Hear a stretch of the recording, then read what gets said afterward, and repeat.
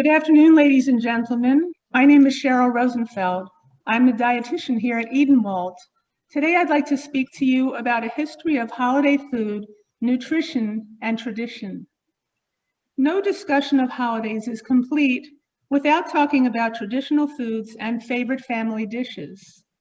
This year, we may not be able to attend holiday parties or get together with our extended family, but we can still enjoy our favorite holiday foods. Today, I would like to speak about some holiday foods eaten for Christmas, Kwanza, and Chanukah. I'll explore 10 holiday foods and discuss the history and nutritional value of each food. I'd like to begin with eggnog, which is actually a beverage. Eggnog has a festive history as a staple for the British aristocracy. It dates back to medieval times. It's based on a medieval drink called posset, which consisted of milk, eggs or cream, spices, wine or ale. All the ingredients used in eggnog were luxury items. In the colonies, farms producing eggs and milk were plentiful, and New England was home to 140 rum distilleries by the late 1700s. The spicy flavor of rum helped eggnog maintain its original flavor, even when imported spices were still too expensive for most colonialists. The founding fathers partook of the New World craze. George Washington even served his own eggnog recipe during the holidays at Mount Vernon. The use of rum never caught on in Great Britain.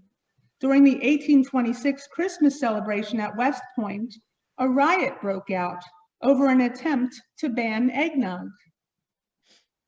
Today, you can get non-alcoholic eggnog and vegan eggnog in the grocery store. Under FDA guidelines, eggnog only has to contain 1% egg yolk solids, sweetener and flavoring, and 6% butterfat to legally qualify as eggnog. Eggnog is available on the menu here at Edenwald. The average grocery store eggnog contains 190 calories in a half cup, 23 grams of carbohydrate, 5 grams of protein, and 9 grams of fat. The next food I'd like to speak about is gingerbread. Ginger root was first cultivated in China around 5,000 years ago and was thought to have medicinal and magical properties. The first known recipe of gingerbread is said to be from Greece in 2400 BCE. The formula was developed and remixed through several cultures and eventually made its way to England and Queen Elizabeth I, where biscuits were made in the likeness of important guests. It was even referred to in Shakespeare's Love's Labour's Lost in 1598, and I quote, "And I had but 1 penny in the world, thou shouldest have it to buy gingerbread." In the following centuries, shaped gingerbread became popular across Europe, with figures and models used as window decorations or given as gifts on religious holidays or birthdays. The tradition of decorated gingerbread houses began in Germany in the early 1800s, supposedly popularized after the not-so-Christmassy fairy tale of Hansel and Gretel, which was published in 1812. The Grimm's original fairy tale includes the line, "When they came nearer, they saw that the house was built of bread and roofed with cakes, and the window was of transparent sugar." In the later version, it became gingerbread rather than just bread. Inspired by the story, German bakers began to craft small decorated houses from Lebkuchen, spiced honey biscuits. A 1-ounce serving of gingerbread contains approximately 101 calories, 14 grams of carbohydrate, 1 gram of protein, and 4.6 grams of fat. It also contains approximately 93 milligrams of sodium, 124 milligrams of potassium, and 9 milligrams of cholesterol. The next food I would like to speak about is fruitcake. The history of fruitcake goes back to ancient Rome. A recipe from 2,000 years ago had pomegranate seeds, pine nuts, and raisins mixed into a cake made out of barley mash. Later in the Middle Ages, fruitcakes with honey, preserved fruit, and spices were popular. Fruitcake made with butter and sugar was banned for a while in Europe in the 18th century because it was thought to be too rich. In some instances, church regulations forbade the use of butter regarding the observance of a fast. Pope Innocent VIII finally granted the use of butter in a written permission known as the Butter Letter or the Butter Brief in 1490, giving permission to Saxony to use milk and butter in the stolen fruitcakes. What is the difference between stolen and fruitcake? They both have chopped, candied, and dried fruit like cherries, dates, and pineapple. However, stolen is much more a bread than a cake. It doesn't need to have the alcoholic rum soaking like a fruitcake, which allows it to become a little less dense. Dried fruits became more readily available to Western Europeans during the Middle Ages, and variations on the fruitcake emerged. Italy's pan forte and pan hone, Germany's powdered sugar coated Stolen, and Britain's plum pudding. The British form started as plum porridge, which was more liquid than solid, and it was not sweet. During Shakespearean times, it contained meat, wine, sherry, fruit juices, sugar, and various preserved fruits. Over the years, the recipe changed to eliminate the meat, add more fruit, and bake it into what became known as plum pudding, more of a plum cake than what Americans would know as a pudding. It was this form that became famous in the Christmas carol, "We Wish You a Merry Christmas," in which the carolers implore, "Now bring us some figgy pudding." The carol has its roots in the 19th century.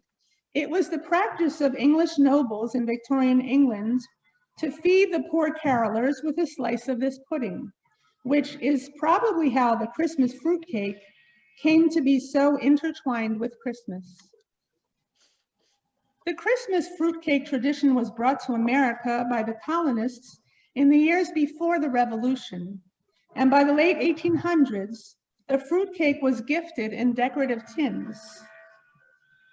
The U.S. Department of Agriculture says that fruitcake will last 2 to 3 months in the refrigerator without spoiling, and it will maintain its quality if stored up to a year in the freezer. One slice of Wegmans fruitcake weighing 32.5 grams provides 162 calories, 20 grams of carbohydrate, 13 grams of protein, 3.3 grams of fat, and 85 milligrams of sodium. In-house made fruitcake with a recipe developed by our own Director of Culinary Services, Bill Rogers, will be available for sale in the cafe. The next food that I'd like to speak about is cranberry sauce. Today, Americans consume 5,062,500 gallons of jelly cranberry sauce every year. Cranberries are harvested mid-September to mid-November, making them perfect to consume during holiday times. The cultivation of cranberries in North America started by the Native Americans. However, they did not become commercially cultivated and sold until 1816 by a Revolutionary War veteran named Henry Hall in Dennis, Massachusetts. Of all the people who made their living growing cranberries, a lawyer named Marcus Loran changed the course of cranberry consumption in the early 1900s. He transitioned from life as a lawyer to life as a cranberry farmer, and he became obsessed with inventing ways to extend the 6-week shelf life of his cranberries. In 1933, he developed cranberry juice cocktail, and in 1939, he invented canned cranberry sauce. The new demand for cranberries caused the largest cranberry growers to band together and create the National Cranberry Association in 1946. This was renamed Ocean Spray in 1957. Today, the Ocean Spray Cooperative still exists, including over 600 independent growers in the Northeast, Wisconsin, Pacific Northwest, and parts of Canada. Jellied cranberry sauce is created from the pectin, a naturally occurring molecule in firm-fleshed fruits and vegetables, such as cranberries. It polymerizes in jams and jellies to form a stable food gel, one that has a bouncy yet firm texture. When they are heated, cranberries will burst from the buildup of steam inside the berry, and the naturally occurring pectin in the skins will leach out of the skins into the system where it interacts with sugars upon cooling.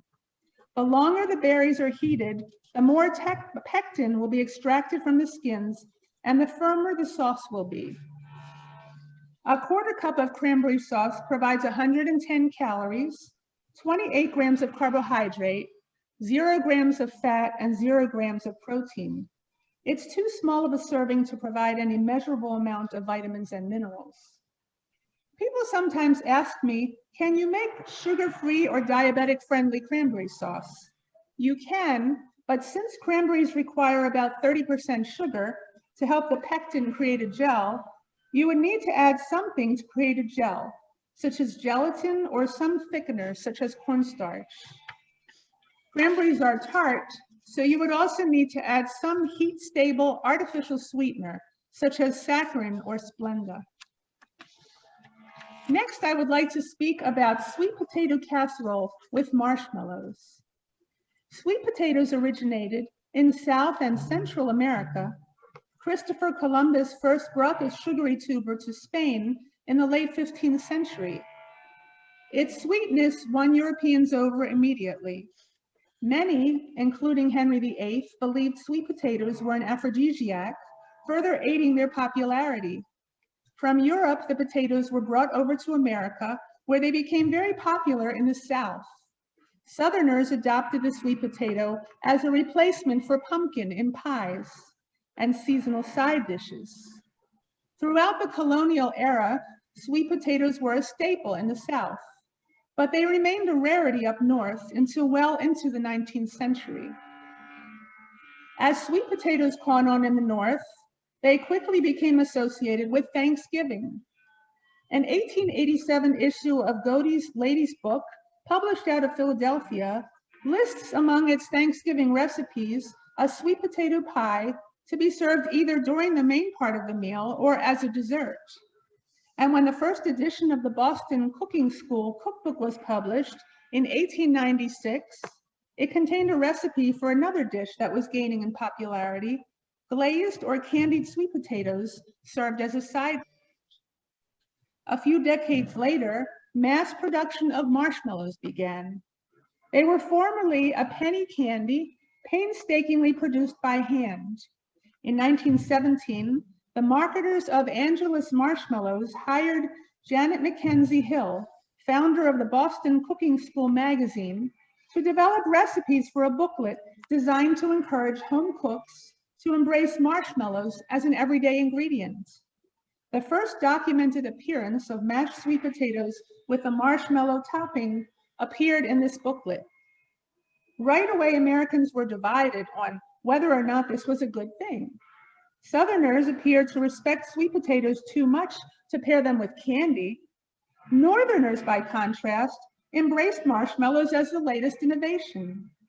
The 1930s marked the apex of the combination, which was celebrated in another recipe booklet from the Marshmallow Company, which had changed its name to Angelus Campfire.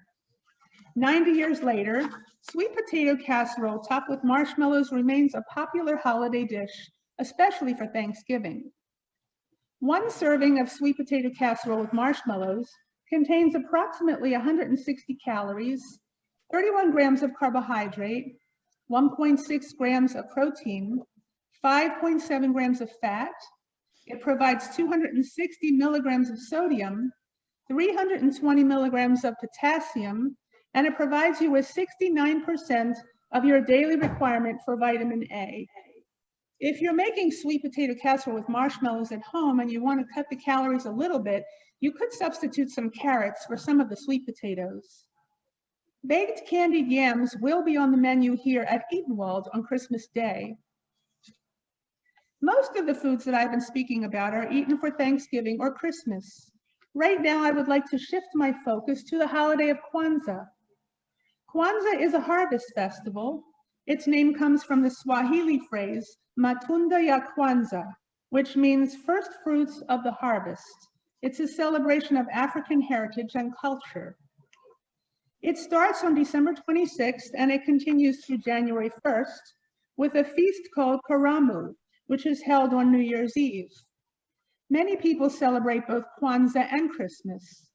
Though often thought of as an alternative to Christmas, many people actually celebrate both. Kwanzaa is not a religious holiday, but a cultural one with an inherent spiritual quality. Kwanzaa food at its simplest is any dish people cook for Kwanzaa. The vast majority of what we see is some combination of sub-Saharan African soul food and coastal dishes of the Atlantic Rim, with clearly traceable roots to Africa or African Americans. The menu can range broadly depending on family traditions, from classic African American soul food to dishes from every point of the African diaspora. The focal point is often some kind of one-pot stew, which can come from one of many traditions: Ghanaian groundnut stew, West Indian or South African curry dishes, Philadelphia pepper pot stew, jambalaya Nigerian jollof rice, or Senegalese fiaboudian. Starches can include rice or couscous, candied yams, buttermilk biscuits and spoon bread, plantains, fritters, and hoppin' john. People sometimes ask me if there is a difference between sweet potatoes and yams. Yams are a root vegetable that are more like yucca in texture and flavor. They have bumpy, tough brown skin that almost looks like tree trunk, with starchy, not sweet flesh. Yams are more easily compared to the texture and flavor in white russet potatoes. The neutrally flavored yams are often used in Caribbean or West African cooking. 1 cup of baked yams provides 158 calories, 37 grams of carbohydrate, 2 grams of protein, and no fat. Sweet potatoes come in white, purple, and the most familiar, orange. White sweet potatoes look like russet potatoes. They are loaded with the same fiber and vitamins that orange sweet potatoes have, but not as much beta-carotene. Purple sweet potatoes are very high in anthocyanins, like blueberries, which are great for both color and antioxidants. Orange sweet potatoes are sweeter than yams and high in beta-carotene. 1 cup of sweet potato contains 114 calories, 27 grams of carbohydrates, 2 grams of protein, no fat, 73 milligrams of sodium, 446 milligrams of potassium, and contains 105% of your daily requirement for vitamin A. Now I would like to depart from Kwanzaa and Christmas and discuss some of the foods eaten for the holiday of Chanukah. Fried foods are an important part of the traditional Chanukah dinner, as they represent the small amount of oil that miraculously burned for 8 days instead of 1 day when the Jews rededicated the temple after overcoming oppression. In the late 18th century, Eastern Europe was plagued by repeated crop failures. To stave off massive starvation, the Russian Empress Catherine the Great ordered farmers to plant potatoes instead of grain because potatoes grow more quickly and can survive a variety of weather conditions. Tsar Nicholas I enforced the decree with greater vigor, and by 1850, the potato was entrenched in Eastern Europe. Nurtured by the potato, which is not only rich in starch, but contains every other essential vitamin and mineral except calcium, vitamin A, and vitamin D. The Jewish population exploded in Eastern Europe. In 1825, there were 1.6 million Jews in the area that is now Russia and Poland. By the end of the 19th century, there were over 5 million Jews. Jews became masters of potato cookery, developing a variety of potato-based dishes, including the much-beloved Chanukah fritter, or the latke, whose name in Yiddish means little oily. According to food historian Gil Marks, the first latkes, called Kartoffelpannkuchen, were fashioned from coarse potatoes fried in chicken fat. Eventually, the name was changed to Kartoffellatke, and finally to just plain latke. The popular latke recipe today is made with grated potatoes bound together with onions, eggs, and matzah meal. By the end of the 19th century, immigrants brought the recipe to the United States. One of the earliest American Jewish cookbooks, Aunt Babette's Cookbook, Foreign and Domestic Recipes for the Household, published in Cincinnati in 1889, includes a latke recipe, as does the 1903 Settlement Cookbook. By the 1930s, food scientists were figuring out ways to streamline latke preparation, and Aunt Jemima, the pancake mix brand, even marketed a latke mix. In our own times, foodies have played with the original recipe to create gourmet variations, using ingredients like broccoli, basil, feta cheese, and sun-dried tomatoes. You can also buy a ready-made latke in the freezer section in the grocery store. Latkes are on the menu here at Edenwald on some Fridays. Another Chanukah food is Sufganiyot, or jelly donuts.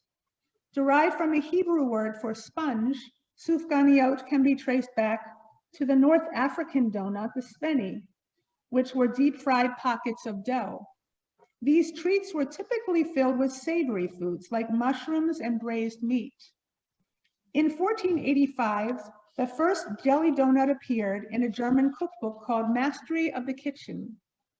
This donut, unlike today's Sufganiyot, instructed bakers to take 2 circular pieces of dough and some jelly to make a sandwich. Consumption rose in the 1500s due to a drop in the cost of sugar. In particular, they were eaten in Poland during Christmas and Hanukkah.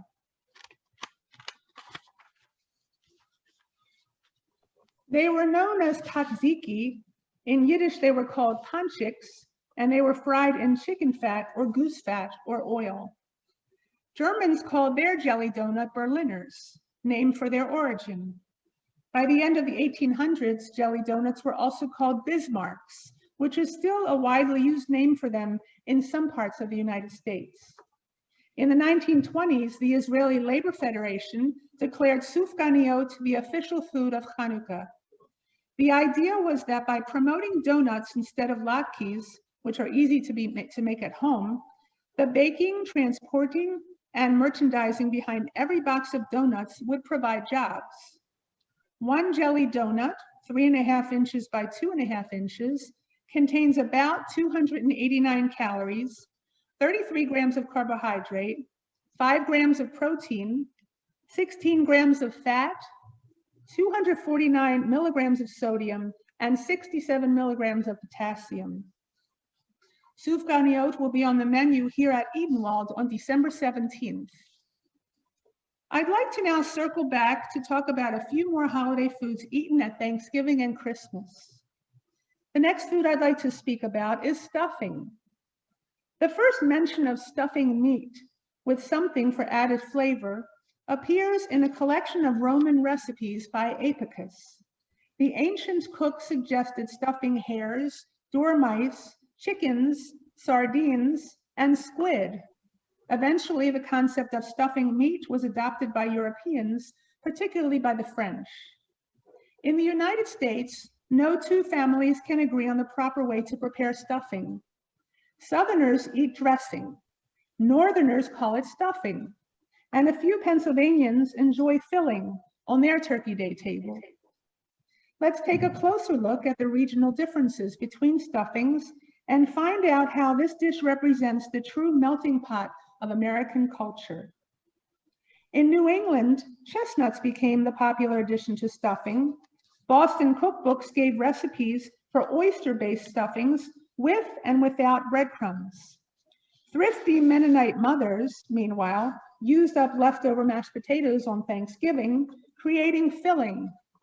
Perhaps the least known of all stuffing varieties contains both mashed potatoes and stale bread, along with plenty of butter, to create a dish often served as a casserole alongside the bird. In the South, dressing is served made from a cornbread base. The name dressing first appeared when Southerners' Victorian sensibilities took offense to the name stuffing in the 1850s. It was around this time that dark meat became a synonym for indelicate chicken legs and thighs. In the South, pork was often added to the cornbread dressing in the form of bacon or salt pork.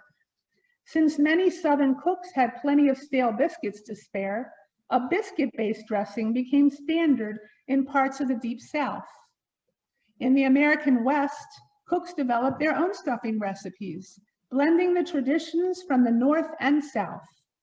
San Franciscans took advantage of all their leftover sourdough, creating a bread base that added a tang to the turkey. Cooks in the Pacific Northwest used seafood in stuffing, adding not just oysters, but clams and mussels too.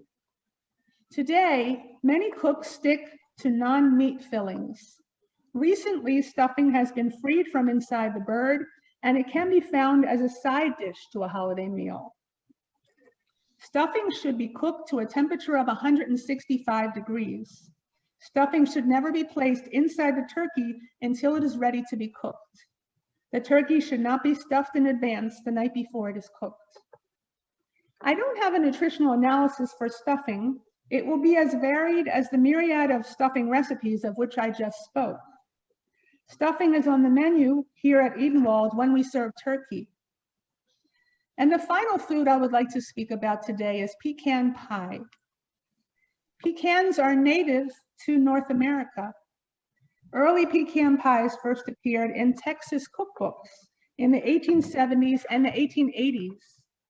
The first recipe that resembled a pecan pie was published in St. Louis in 1898. The first recipes were often referred to as Texas pecan pie. These were standard custard-topped pies, topped with pecans, not the dark, rich filling we associate with the dish today. The pie grew in popularity in the mid-1920s. It was around this time that bottles of Karo syrup were produced with a pecan pie recipe on the label. Pecan pie expert Edgar Rose states, that is why to this day, most of the recipes for pecan pie still use Karo syrup. People who bought Karo syrup quickly realized that the pie was delicious and easy to make. Karo syrup's recipe included a cup of the syrup, eggs, sugar, butter, vanilla extract, and pecans. No matter where you go, you're bound to find a restaurant that has put its own twist on the pecan pie. Sometimes it's popular to add liquor to the mix, such as bourbon, rum, or whiskey. Other variations include adding shredded coconut and chocolate. The corn syrup can also be substituted for molasses or brown sugar. As delicious as the pecan pie is, it's important to remember that eating a pecan pie does not yield the same nutritional benefits as eating a handful of raw pecans. One piece of pecan pie, that would be 1/8 of a 9-inch pie, contains 503 calories, 64 grams of carbohydrate, 6 grams of protein, 27 grams of fat. It also contains 320 milligrams of sodium and 162 milligrams of potassium. A handful of pecans, on the other hand, contains 196 calories, 4 grams of carbohydrate, 3 grams of protein, and 20 grams of fat. Pecan pie is on the menu here at Edenwald. This concludes our discussion of the history of holiday foods. I hope everyone has happy, healthy, and delicious holidays.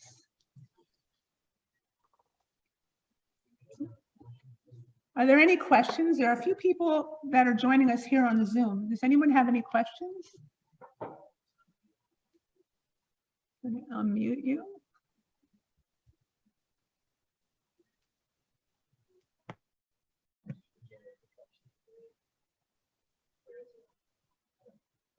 No questions? Okay, thank you.